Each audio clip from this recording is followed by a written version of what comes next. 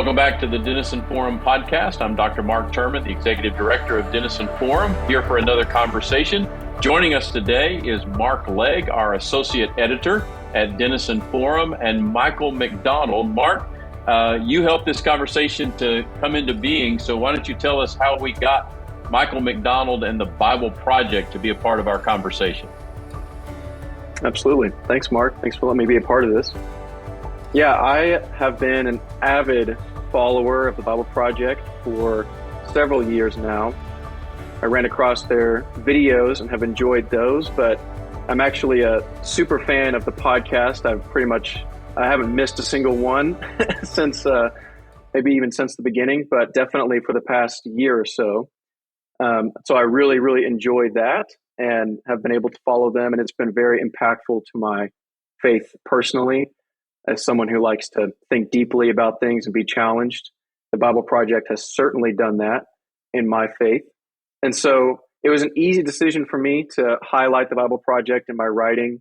And so in doing a little bit more research about the Bible Project and kind of being able to summarize what had been so impactful to me for our readers, hopefully they found that uplifting.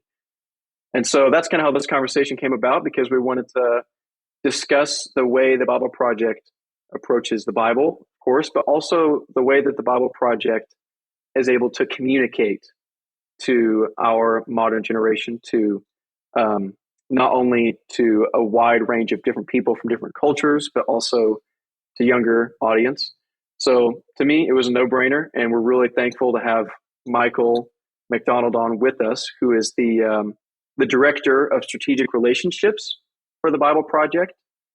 And then in a second, we'll get into what the Bible Project actually is. We have listeners who don't know. Michael can explain a little bit more of that. Michael is a former pastor, and he brings many years of experience to bear as he connects with leaders, influencers, journalists, and supporters for the Bible Project, ensuring that they take advantage of all the content it has to offer. Prior to coming to the Bible Project, Michael served for over a decade in more than 15 countries working to improve people's daily lives. He focused on educational and micro and macro financial projects, conflict resolution, economic development, and over that course of 10 years or so, he was able to impact over 100,000 people in 60 different communities. He's led a lot of Christian leaders on more than 200 trips to the Middle East, South Africa, Southeast Asia, and Africa, and Iraq, Uganda, Somalia, India, Myanmar, many places all over the world globally. He's served on a number of boards with a focus on ending child sex trafficking. And he lives in Portland, Oregon, with his wife, Melissa, right now. So, man, Michael, after all that, thank you so much for joining us today. Man, well, it's a pleasure. Thanks, Mark and Mark. Really, really appreciate this time and this opportunity to get to chat with you guys. Yeah. So tell us a little bit about what is the Bible Project? When you have to give a short little blurb about what it is, what is it you'd say? Yeah, I mean, at the shortest, I would say we make cartoons about Jesus for the internet. But I mean, obviously, it's a lot more than that. Yeah. We're primarily like an ed tech company that whose aim is to help people experience the Bible as a unified story that leads to Jesus. We do that through video, podcast, classroom, educational materials, blogs, and all that kind of stuff, all bringing different layers to helping people read the Bible. And we have a paradigm in which we approach, that. We look as the Bible being both human and divine literature. So it's a collaboration between humanity and God, and this, beautiful, unbelievable set of books that are kind of put together in the scriptures. Mm-hmm. We believe that it's unified literature. So from the beginning from Genesis all the way to Revelation, that there is unity and unification throughout that. There's hyperlinks to stories that are super important in all of that. We believe that it's messianic literature, so we're trying to help people see that Jesus is, from the beginning to Revelation, found throughout the entire scriptures, and it's all pointing towards, those themes coming to the fulfillment in Jesus's life, death, and resurrection. We believe that it's communal literature, so we really encourage this idea of reading and studying it in a community, and that it's meditation literature, that it's ancient literature. So basically, really trying to help people. I don't know if you're like me. I don't think I've ever met somebody when I'm like, hey, do you feel like you've got like just 100% a good grasp on the Bible? Like I've never had anybody go, oh yeah, no, I'm good. Like I don't need any more. I'm solid. Right. Like, for me, it's like, oh my gosh, it's a complex book. I've studied, I've gone to seminary and taken classes, and I still, as a follower of Jesus, have a hard time understanding this text. And so we are just trying to help people with that endeavor and that exploration, and help people, become more and more in love with the person of Jesus and follow him in his footsteps. And so, yeah, that's it. I mean, we're just bunch of people in Portland and all over now. It feels like we're not just in Portland. There's a lot of us around the world that are aiming towards that. Mike, interject a little bit more about why it's important to understand the Bible as a unified story. Several other people I know have made attempts, particularly in writing. I have a friend at a seminary I attended who basically tried to summarize the whole story of the Bible in about a 40-page pamphlet. Yeah. As a very high-level overview. Again, talking about this is God's big story. Yeah. And for the last several years, I've tried to tell people, hey, one of the ways you can look at the Bible is you can kind of create a framework around 6 or 7 words that, start with creation, catastrophe in terms of the fall, the covenant relationship that God creates with Israel, Christ as the central figure of the whole thing, the church period that we're living in now, or the reality of the church, and then the kingdom that's coming. And I just, those, 5 or 6 words, just try to, okay, it's a story and it kind of hangs on those 6 words. Why is it so important and so significant that people see this, even though this story has unfolded and been written, over a 1,000-year period by multiple authors? Yeah. Why is it so important that people see this as a cohesive story pointed at Jesus? Yeah. Well, I often say, listen, you can't understand the new heavens, the new earth if you don't understand the garden. Like you just don't get.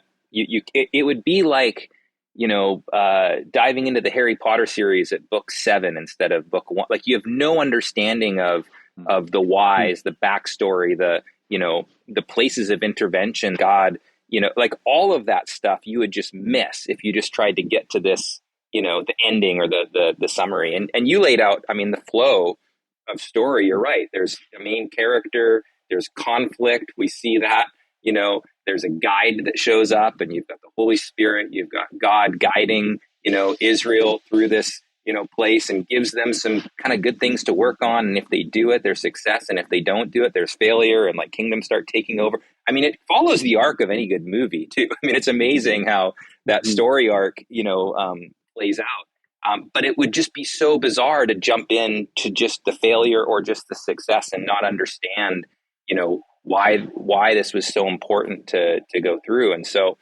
yeah, we've done a disservice by saying something like, what's the Old Testament and the New Testament? Because then we've got new followers of Jesus that go, well, I don't need the Old Testament. I'm just going to jump to the new. But the stories that you hear Jesus talking about, I mean, he references the Torah and all those, the Psalms so often, you would have no concept of what he's talking about from a Hebraic culture, from an understanding, if you couldn't hyperlink it back to go, when Jesus says this, he's actually alluding to this story, which actually is about this, which, I mean, you just start seeing how layered it could be. And so, yeah, we see a huge importance of, that's why, I mean, I don't know of Tim starting any podcast or video that he doesn't just start in Genesis, because it just all begins there. Like, let's start with the root, let's start with the beginning, and then let's paint it forward to understand why we're talking about it in this way. But, I mean, yeah, it's so important, and it's exciting and crazy and beautiful. Yeah, and it seems like every podcast episode, kind of like what you alluded to, half of the time they spend, whether it's in Exodus or in the New Testament or anywhere that they're talking about, they always, half the time, is spent in Genesis. Yeah, it's laying the foundation for why we're talking about what we're talking about. And often the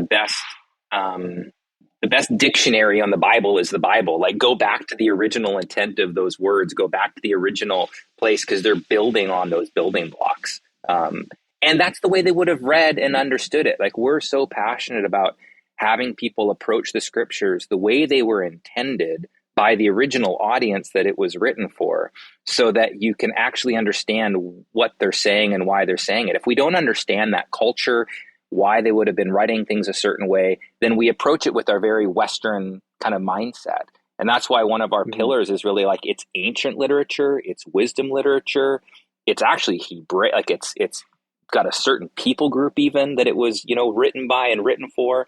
And so how do we learn enough about that allows us to interpret the scriptures in a healthy way is super important. And you just can't do it if you throw out, 2/3 of it in that space, which we do. Yeah. It's just what we do a lot of times.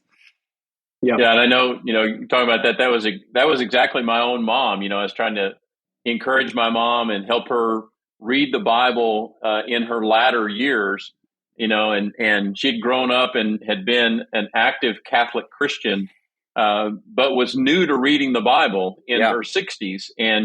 And she said to me, after working with her for a while, she said, "I just don't like that old stuff. I just read the New Testament. I don't." But then you're like, as you said, it's pretty hard to understand communion at depth if you don't understand Passover and you don't understand what Passover is all about in the story of the Exodus, right? If you don't understand that story, you can't fully appreciate the experience of what the cross and the deliverance of Christ providing deliverance through the cross in the background of the Exodus experience, right? Yeah. Right. And one of the whole reason they show the Ten Commandments every Easter for a reason, right? Right. Yes. Totally. Yes. And one question that circles around to that is, I think a lot of people who are deconstructing their faith, that's just a word that's thrown out a lot, but basically, I suppose all it means is people are going through the Bible and saying this doesn't match up with whether it's science or their own cultural views or their own feelings about things. They're going through, and I think people will often start in the Old Testament when they do that, and they say, what about this thing, this obscure law in Leviticus that seems to us to be offensive? Or right. And I know Tim and John, the hosts of the podcast, don't shy away from that, which I really appreciate. But I suppose there's two ways to go about it. Either you avoid it and you just run away from it, or you try to hide it. Yeah. Or you just go deeper. Yeah. And so I suppose one question is, why do you think the Bible Project in its videos even appeals not only to so many Christians, but also to non-believers as well? Yeah, I mean, I know for me, I can just speak from my own personal experience, but and I don't think all deconstruction is unhealthy. I think sometimes we need to deconstruct from potentially some of the things we've been taught because we've just accepted them blindly, and we've sat underneath teaching and it's been like, oh, that's what this means. So deconstruction is dangerous when there's no reconstruction. It's like you deconstruct and then just kind of let it all go. I think from what I can tell from folks that I talk with about the Bible Project is because we aren't afraid to kind of dive in. We're not just shying away going, this doesn't make sense, let's just not deal with it. We go, this doesn't make sense. So there's a reason it's confusing to us and it doesn't make sense. We don't have enough understanding about what's happening in that moment. Let's see where this is potentially hyperlinked to other stories to make sense of this one that we're having a hard time with. I don't think the Bible was written to be confusing, even though we find it confusing. I don't think that the authors were divinely brilliant in the way that they put these books together and wove them together. And so what we found is that the deeper you go, instead of shying away from those questions, keep asking, keep diving, keep going in, you actually do come up with some unbelievable, I don't want to say answers, but some unbelievable pinpoints and roadmaps to those questions. And I think young people and older, but young people specifically, are not afraid to ask the questions now. They're not afraid. They're not blindly just, like when I was growing up, I felt like somebody told me something and I just go, oh, they're older than me, I got to accept it. This is what I'm supposed to believe. That's not this generation. This generation is going like, that doesn't make sense. I'm going to either dig deeper, or I'm going to fight it, or I'm going to, until I understand. And there's something I think really beautiful and healthy about that. And I feel like what Tim and John and the artists and the scholars at Bible Project are trying to do is help people with those questions and let the Bible actually speak into some of those things, not coming from just a teacher standpoint, but actually pointing back to the scriptures, pointing back to the Bible. That's our thing.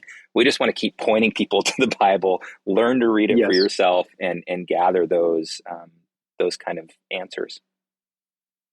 Yeah, and I don't know if you have a specific example of something that, Michael, in your life had kind of like troubled you and that they had helped you wrestle through. But I think of even most recently, they've been talking a bit about the purity laws in Leviticus and about cleanliness laws, essentially. Before you go into the tabernacle, you've got to do all like you can't touch dead bodies, all these things. And why? What's the point behind all that? And they go in depth into it really is about becoming about feeling the weight of death, basically. And realizing that God is full of life. And so to bring death before that, God is not afraid of it, but it reminds us of that death is not supposed to be. All those things. So anyway, just helping wrestle through that. But I wonder if there's an example for you that comes to mind. That's helped you wrestle through. It's a silly one, but it was the one that was the easiest in my early days, is I just didn't understand when pastors or people would say that you shouldn't get tattoos. And they would quote this verse in Leviticus about that. And I just remember always going to that verse and reading the verses before and the verses after, and like, it also says you're not supposed to cut your hair. So how is this like, I don't understand how, like, you've clearly got like a crew cut on stage, but you're telling me that I can't get a tattoo. Where's the, like, how do we interpret the scriptures and what do we do with them now? And what does that mean? So I think it's some of those things that have helped me go, it's not just cut and dry. You don't read the scriptures the way that you read a newspaper. You just don't, you don't, or the way that you would read. Or maybe you do, but you even think of the newspaper, it's got narrative, it's got the sports section, which is just straight information. It's got obituaries, it's got comics, which are meant for comic relief. It's got all these, and we would read each of those sections very differently, and to learn to read the scriptures differently but we just aren't taught that. We're taught verse for your life and live it out, and it doesn't matter what book it's coming from, and it doesn't take into account like, well, this was poetry, and this was meant as hyperbole, and this was meant as. So I think those are the things the Bible Project has helped me really approach the scriptures in the specific like book, the way that it was supposed to be written or read in that time. Now, Michael, you're gonna have to go back and explain to some of the audience what a newspaper is, because a lot of people have never held one. That's fair. That's very fair. It's on your Apple phone. Yeah. Yes. But to your point, even if you look at a major newspaper on your app, it still has different sections, right? Yeah. But as our CEO and founder Jim Dennison likes to say, the Bible can never mean what it never meant, right? And you have to understand it in terms of its literary form. You have to understand its historical context. Yep. You have to put it into those frames and several others as well, in order to understand what it was written for and who it was written to, and what may be or what are its eternal and timeless principles that do apply to us in some ways.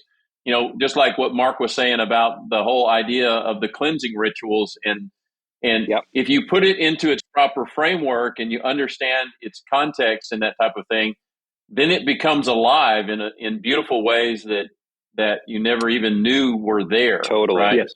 I had a seminary professor here who was actually on our board for a long time, Gary Brashears, who was a dear mentor, said a text without context is a pretext for a post-text. I think I've heard that too. I've heard that. I just love that. Yep. It's just so true. Like if we don't understand the context, it's just going to create all this other, like, it's just, yeah. So anyways. Yeah. And kind of amid that, I think there are a lot of questions, or a lot of questions and answers that we're really unsatisfied with in today's culture. If you look at the culture and what answers they're giving to life's problems, I think a lot of people are restless and trying to find more that I think if we are able to return Scripture to its context and teach it in that way, can answer those things in ways that we haven't been doing good at in the past, few decades or something. Or there's always different focuses of the church and teaching and blind spots and things like that. But one particular subject I'm thinking about is spiritual beings. Sure. There's some of the more popular videos that you have on YouTube are actually about spiritual beings. And they range from anything from explaining the word Elohim, which, is obviously a Hebrew word that most people are not going to know on the street, but it's explaining angels and demons and all these weird Old Testament things that we just don't talk about, or at least in my tradition, we talk about it less, my church tradition. And so, but you see a lot of people interested in these. And it does talk about them in the Bible, but only to a certain point. We don't get a lot of details. Anyway, my question to you is, why do you think something like this is so popular, and why do you think people are asking these questions? Yeah, well, a couple things. I guess one, we don't talk about it a ton in our tradition, but it doesn't mean it's not being talked about in a lot of other traditions or a lot of other places. I think of, I spent a lot of time in India, and the church in India. I mean, these are just everyday conversations. The whole demonic spiritual realities of the life that it's just table talk. It's common. So one is, and then two, I do think maybe it's not being talked about inside the church as much, but man, it is being talked about and seen outside the church a ton. You look at the movies and the things that are popular, and from all spiritual, demonic, all of that, that's prevalent in our culture. Right. That's the masses are definitely, intrigued by, whether or not they believe it's true, they're definitely intrigued by it. Because it's just some of the most watched movies, and you just think of, things that I watch even, and with Stranger Things and whatever, like there is a deep level of curiosity in that. And so, but lots of people just don't talk about it. I think one of the reasons it was such a popular series is we just kind of hit it head on from a biblical scriptural standpoint, not from a necessarily cultural worldview, but just from listen, here's at least what the Bible was talking about when it was talking about these things. And we can know that by digging deeper into the Bible. We're not going to a ton of extra text. We're going just to the scriptures. And here's what, Jesus and his followers in his day would have thought about spiritual beings. This is the framework that they operated in. It would be like me and you operating in just our normal everyday framework. That was the framework they operated in. And so, we tried to explain it in ways that were approachable in that sense, just hitting it head on and not shying away, which is, I think, again, because we're not a church, we do have a little bit more freedom in some of the things that we can attach ourselves to in that, because we're not trying to be a church. We're not trying to be that kind of level of discipleship that happens in that space. We're just trying to create the resources to allow the church to do that. That's where the messy conversations really happen. To be honest, it's a little easier for us in some of that. Sure, we get YouTube comments and we get emails, but honestly, where it really gets fleshed out is in communities, and that's where the church, really plays a vital and major role in all of that. And we're not pretending to be the church, but we are trying to just help equip the church, equip the saints to do the work of the ministry. And one of those things is really to understand the Bible. So I do think I've had so many youth departments reach out to me over the last few years, even the last year, about the spiritual being series specifically. It's been the most engaging one in their youth culture. I mean, youth want to talk about this stuff. They want to learn about it. They want it. They're not afraid of it. It's not weird, or it's like, no, they get it. They see it. They're engaged in it. And so what's wild is some of the best series that I've seen churches do in their youth department have actually been around the spiritual beings. It creates these conversations that they just had never been able to have with their youth. So anyways, yeah, I think it is a timing thing with that. Yeah, and that's, Michael, been totally supported. Part of the reason that I was up in your part of the world recently is because of I was helping a university in the area, and Mark helped me with some research around this younger generation that, at a higher degree, significantly higher degree, they're willing to tell you, I don't believe that, but I am willing to talk about it. Yes. Yep. So it's kind of this interesting dynamic of, no, just because, my mom or my grandma believed that doesn't necessarily mean I believe it, but I am willing to talk about it. And Yep. and I'm not angry about it. I might even be more curious about it than you are. Yep. That's right. And providing resources, which, is one of the challenges similar between your ministry at Bible Project and ours with Innocent Forum, which is we're a digital driven ministry, but how can we be as incarnational as possible? And what you were saying about the Bible Project, we're not the church. We're here to resource and supplement the church. We have exactly that same kind of an approach at Dennison Forum. How do y'all do that personally? How do you stay connected in a real personal way with the people that you're serving, with the churches that you're serving? Yeah. What does that look like in y'all's context? Yeah, so we probably have two different kind of groups. We've got our kind of just viewers that are maybe like inside our YouTube or inside of our app and YouVersion and kind of engaging with our content in that way. Those are the individual folks. And we do have a whole team that is, that we kind of we actually call it our hospitality team. And they're the ones that are engaging with our patrons and with our viewers. And, if they're asking questions, we're pointing them to other resources. So we do try to engage. We have a whole team of folks that are doing that and, getting on the phones and emails and all of that. We get thousands upon thousands of emails a day that come in around stuff. And so we definitely have to help with that.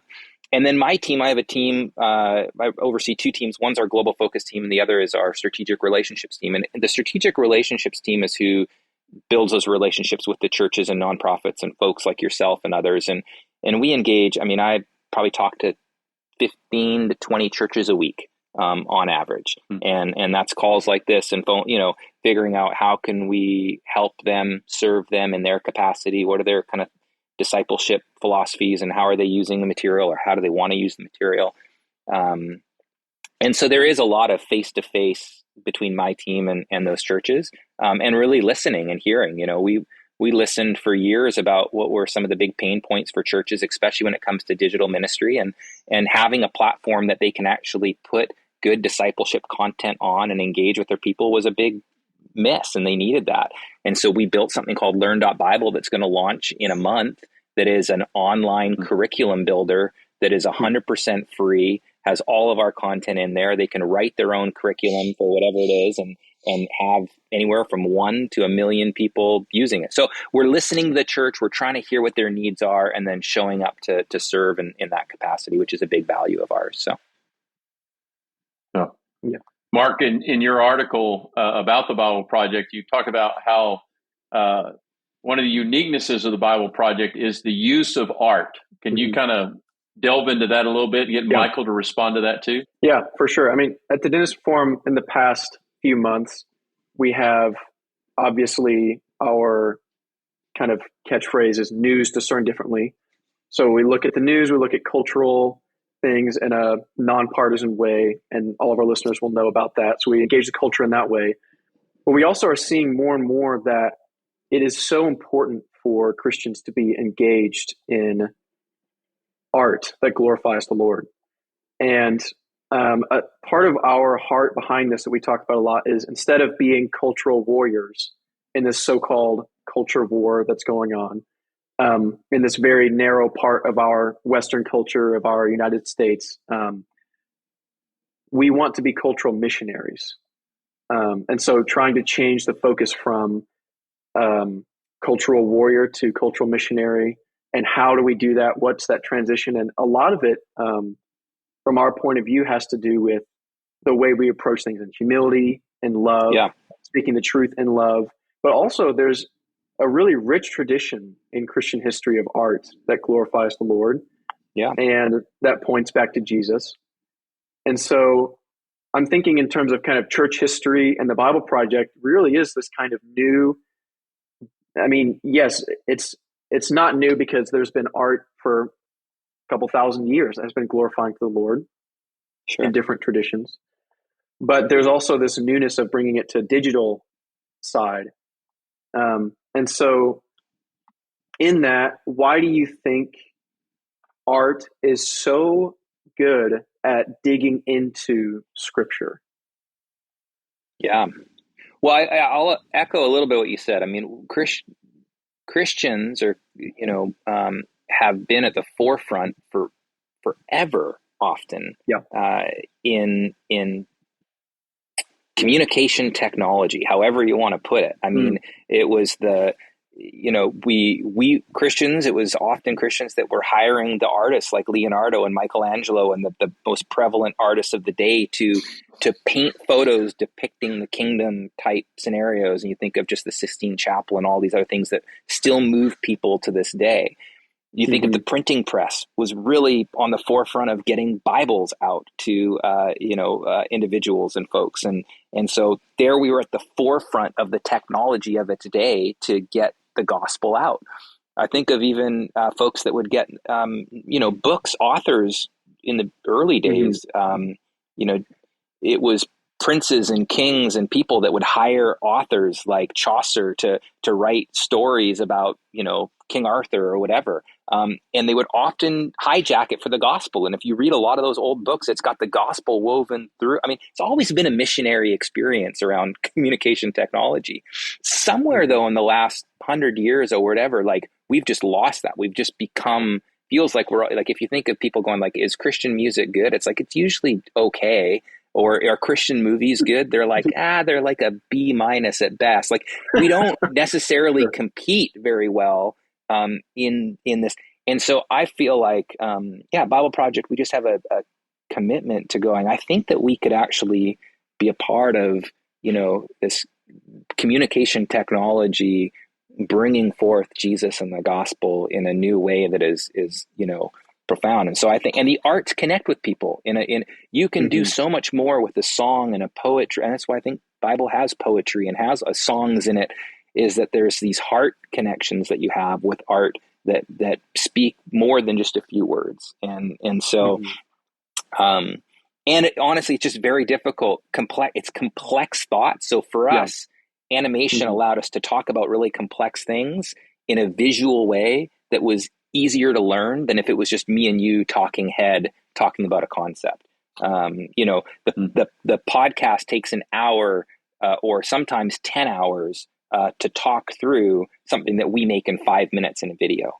So that'll, like, if you listen to and you've listened to our podcast, you listen to them, and then we make a 5-minute video and you're like, how did they get all of that? It's because there's visual. It's not just words. It's all the senses coming together and sound. So yeah, I think art's extremely important in communicating the messages that we're wanting to communicate, especially in a generation that is like short. I mean, we're talking the TikTok, Instagram, like short little sound bites. It's just so difficult to do that in my mind, without the visuals and the art and everything else that connects it. Yeah, and I think what I appreciate, especially about the Bible Project, is that you talk about some different, Michelangelo, people like that. There's also literary, the first kind of autobiography, if you will, was St. Augustine and the Confessions. Yeah. And then you have the first kind of novel being Don Quixote, which has a lot of great Christian themes. And then you have later, I mean, so you think about, like, you just think about, not only is it that they were great artists, because there are always great artists and great writers who are Christian believers, followers of Jesus, but there's also, like you said, at the forefront. And what I think I appreciate about Bible Project is it's not as though the Bible Project is copying something from the secular world to communicate the Bible. Now, you can take inspiration. I mean, everyone, of course, takes inspiration from all kinds of sources. Right. But to me, it seems like there is something unique, even among not even just focusing on the Christian world, Yep. but in general. And I think that's sometimes what we can miss is where if we're trying to copy what the world's doing, Yep. Totally. Totally. that doesn't, but being on the forefront, and I think the Bible Project is there, but. Yep. Yeah, it makes me think about something I experienced a couple of years ago. I had an opportunity to be in Wittenberg, Germany, just a few years ago, right before the celebration of the 500th anniversary of the Protestant Reformation, and this little beautiful kind of artistic community called Wittenberg, literally on a 1 mile stretch of cobblestone road is where the Protestant Reformation is ignited. Yeah. But a big part of that was not only literature and the use, as you mentioned, the Gutenberg press, and not only printing Bibles, but printing many of the teachings of Luther and Knox and others that were Calvin, and spreading those teachings through print, but also through the arts. There was a guy that I learned about there in Wittenberg named Cranach, and he was an artist, and he would take many of the teachings that Luther and others were trying to advance, and he would put them into wood carvings. And those wood carvings became a pictorial way of expressing some very complex theological teachings. Yeah. But they could use the wood carving to explain that to the common person who might not even be able to read or to write their day. Yeah. And, but there's always this kind of tension that's gone on, right, between the practical side, where we've kind of really leaned on the practical side, even to the point of saying, well, we don't need to spend that kind of money to express our faith in architecture, and we need to be more propositional in our teaching and that type of thing, right, and less story oriented. When it's really not an either or kind of thing, it's a right, both and. Right. And we need to be better at the both and. Yeah. Because everybody loves a good story, right? And everybody loves things that are beautiful, whether it's musical or whether it's art or whether it's the writing of a good story.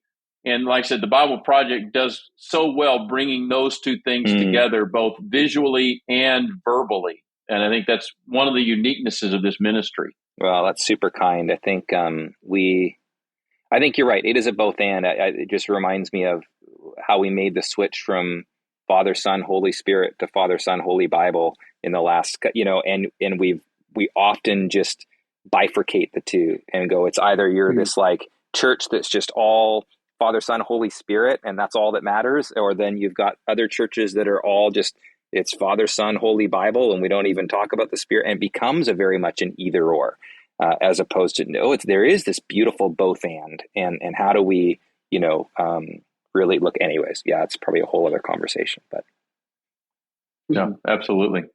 Something else we can touch on. I'm sure you're really hyped to talk about the app because I know at the podcast, John is always, they have a little blurb now about him bringing it up and being like, hey, go download the app. And I've used it only a little bit, and so I mean, it's amazing. But what's unique about the app? I think everyone seems to have an app, like Whataburger, McDonald's has an app, but what is unique about y'all's app?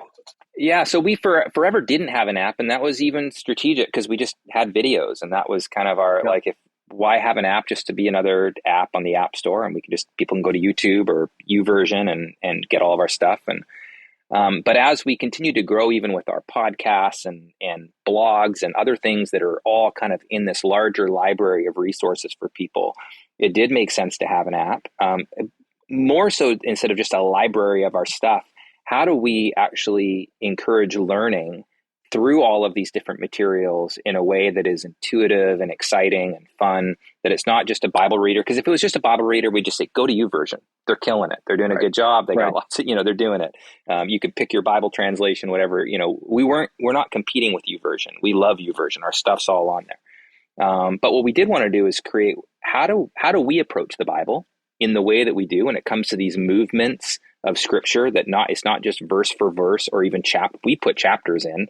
It's what are the movements inside scripture that we can help people see the whole picture of what's happening in that moment, and then hyperlink even all the things that can help you understand what's going on. So it might hyperlink, hey, you just heard this word. We have a video that describes that Hebrew word and where it comes from and why. watch that. That's going to help your learning. We've got this 10-minute section of a podcast that talks about it. If you want to listen, like that's a way to do it. So it allows us to put all of these different resources hyperlinked into the scriptures in a unique learning style so that you can actually read through these movements. And the whole idea really is that you become like, not Tim in the sense, none of us are going to be Tim. I know that I'm never going to be Tim. I don't know Hebrew fluently. I'm not going to go live in Israel. I'm married. I've got, there's lots of things that I'm not going to get to do that Tim did. Sure. And yet I can learn to approach the scriptures the way that Tim does and start asking the kind of questions that he does that allowed us to get to this place of seeing the scriptures. And that's what the app is really doing. It's helping you approach it with those paradigms, ancient literature, meditation literature, wisdom literature, and asking the right questions that start to have you kind of go all over. To me, it gets me more excited to read the Bible. It's not a deterrent. A lot of times it's like, oh, I've watched the video, I don't need to read. I feel like our videos and a lot of the conversations when I watch them go, oh my gosh, that's what it says. I want to go read that. I want to go understand that more. It drives you towards the scriptures as opposed to away. So the app is just an immersive experience to kind of help people approach the scriptures in a way that we believe is healthy and will create a lifelong desire and excitement around learning about the Bible. And Mike, along those lines, I'm a grandfather now, so I'm watching two preschoolers that just absorb everything that you put in front of them. So talk a little bit about how y'all are trying to be kid sensitive. And part of our ministry, we have a shared ministry that we call Christian Parenting, where we try to link parents to great resources that will help them not only have fun with their kids, but obviously teach their kids about the Bible and about Jesus and about spiritual things that they want to build that foundation. Yeah. How are y'all being kid sensitive and parent sensitive and even focused in that area to use these great tools to support parents who are trying to build the faith of their children? Yeah. Well, honestly, Mark, we're probably not doing a great. We have often said the Bible is not a kid's book. Like, it just isn't. That's why we end up skipping over these broad sections with flannel, graphs and everything else. The problem with that, though, is that you lose so much of what was really happening and going on. And so we haven't really done a good job, in my opinion, of making them kid-friendly because we just don't think of them as kid-friendly. Now, that said, I think our videos are similar to Toy Story. Toy Story is an adult movie. It is. It's adult themed. It's why it connected so well with me. Me and you can watch it and connect with it. It's got huge adult themes in it. Yeah. And yet, as a kid, you watch it and it's funny and you can get it. You get parts of it. I'd say as a kid, you get 50% of the movie, but it's enough to keep you engaged. And there's this beautiful thing that happens where all of a sudden a father and a son, or a mother and a son, or a father and a daughter get to go watch the same movie, have a conversation about the same thing, and actually engage it and like it. And I would say our videos are very similar. We've got kids that watch our videos. I don't think they're getting all of it. They're getting more than we think they are, I bet, but they're not getting all of it. But then we can watch it and get a ton too. And then we're actually having conversations about the scriptures with our kids that just doesn't happen that often in the same type of way. And we had a mom in Jacksonville, Florida that had to commute her kids and two others to school, about 15 minutes every day. And she would just put a Bible Project video on. These are like, 9, 10, 11-year-olds, all different ages. And she'd play it and they'd go on for 6 minutes. And then they would talk about it for the last 10 going to school. And it was just so wild, the conversations that these kids were having with this adult over the same video and the different things they were pulling up and gathering. And so I would say we're not brilliant. We didn't go, let's make something like this. I think it's just a byproduct of what happens when you do something clearly with excellence and animation. And I think just those things have made it, the byproduct has been pretty exciting for sure. Yeah. Oh, that's We're awesome. not smart enough though to have mapped that out for sure. It is a byproduct. There's always new things to explore in that. Yeah. That's great. So, Michael, tell us a little bit, just so those that are not familiar, how long has the Bible Project been around, and um, where do you see it going in the next even couple of years? But how long? What's the historical background? Yeah. And the foundation and where this came from? Yeah. So we've been around for just over 8 years. It came from two friends, John and Tim, who host the podcast. They both went to Bible college together at Multnomah here. So they became friends, 20 years ago.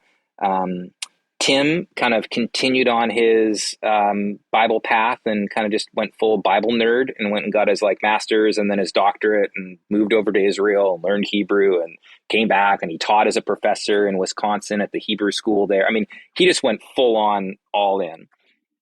John went and planted, he was part of a church plant, but then realized maybe that's not really his gifting. And one of his major giftings was helping people take complex ideas and figure out how to explain them in a simplified way.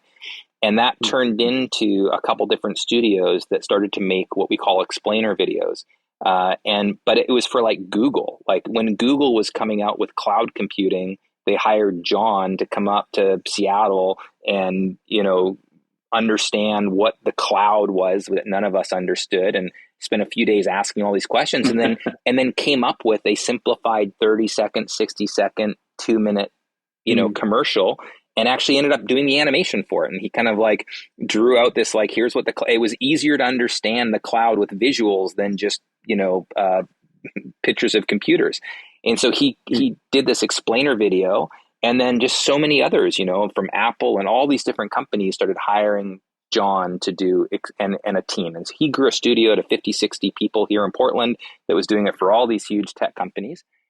And then they were at a barbecue together, and John kind of pitched Tim this idea of going, hey, can we take your brain and all the complexities of the Bible? Because he was having the questions that we all were having. He was kind of in that almost post-Bible Christianity where he's like, I'm into Jesus, I believe in the church, I just don't read the Bible anymore. It's just confusing, and I leave with more questions than answers, and it just doesn't make sense to me.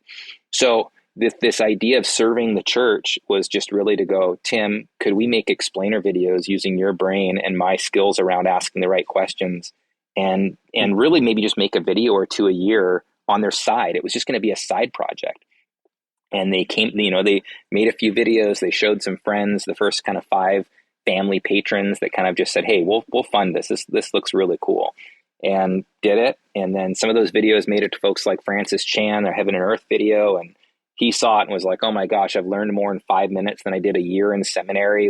We need one of these for every book of the Bible. Right. And that kind of began this whole path towards the overview series. And then we just kind of kept making videos, and the channel grew, and we just kind of threw it out there. Hey, if folks want to be a part of it and jump in and throw $5 in the hat, and when we have enough money, we'll make the next video. And that's how it's all been crowdfunded since the very beginning. We've just thrown it out to the crowd saying, if this is helpful to you, help us make more. And if it's not, no worries. It's just been a very open-handed, we just want to be helpful. And the crowd caught up real fast and has allowed us to not just make videos, but then the podcast was really just John and Tim's conversations to get the videos made. I mean, that's all those really were. We just started hitting record at one point. They were having all these conversations beforehand, but we were just like, well, I wonder if a few people would want to be like a fly on the wall for this. And little did we know, millions of people wanted to be flies on the walls for these conversations. But that was not, we weren't like, let's go make a podcast. It was just, let's hit record and maybe a couple super fans will enjoy it. So yeah, and then it's just continued to grow. So we've got Classroom, which is our seminary level classes that we make for free and we put online. And I think we've got 6 of them right now. We're going to have many more in the future. And those are 16, 18-hour long seminary type classes that Tim and others are teaching, and they're amazing. They're not for everybody, that's a lot of Bible sometimes for people. But we've got different, if you're a video person, great. If you're a podcast person, great. If you're I want to go to seminary and do that, then great. We've got something to help people in their engagement with the Bible in a lot of different ways. Yeah, we talk about that here. We have a kind of a funnel in our strategy that we talk about often. If you want the articles, that's great. Yep. You have Jim's daily article. Go a little bit deeper. You have resources. Yep. a little deeper, and we're working Yep. on deeper and deeper, and that's helpful for people because sometimes they just want to jump right in, Yeah. to the seminary, like that's what I want. Give me that. Like I already know quite a bit, but I want more. So I think that's super helpful for people of any level of interest. And The to videos really are there, keep it scale free, that not one is better than the other. If you are like Right. my learning, I'm not a podcast person. So the funnel for me is not to become one. It's just the funnel for me is to figure out how I can keep learning to read the Bible. I might never be a podcast person. I might never be a classroom person. But this scale free kind of like figure out where you fit in your learning style, and then just dive deeper and deeper into the Bible. That's the whole goal. And so I don't feel like we're trying to make a whole bunch of Tims. We're just trying to say we've got something for everybody, and we want to help people dive deeper into the scriptures.